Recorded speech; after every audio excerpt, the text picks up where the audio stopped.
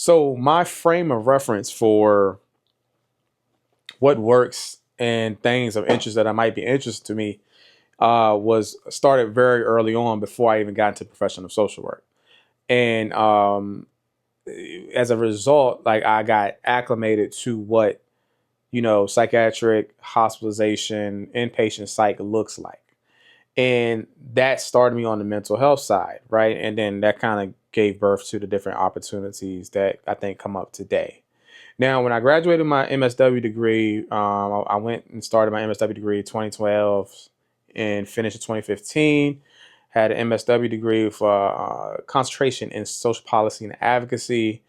Then went into crisis therapy or emergency services therapist, where I provided psychiatric assessments to determine if individuals met criteria for psychiatric care, which would then put them in psychiatric hospitals, either voluntary or involuntary.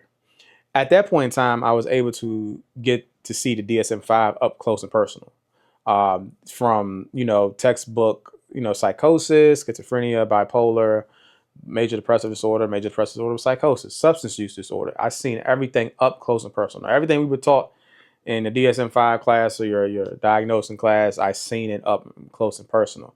But I'd already had history with it working inpatient as well, post, pre MSW. So I was familiar with it. But now I was looking at this other side of it. This other side of it also had policies attached to it, right? So policies of reference around involuntary commitment to psychiatric hospitals. How can we take somebody's rights temporarily because they're psychotic or they can't consent to treatment? What does that look like in a psychiatric setting?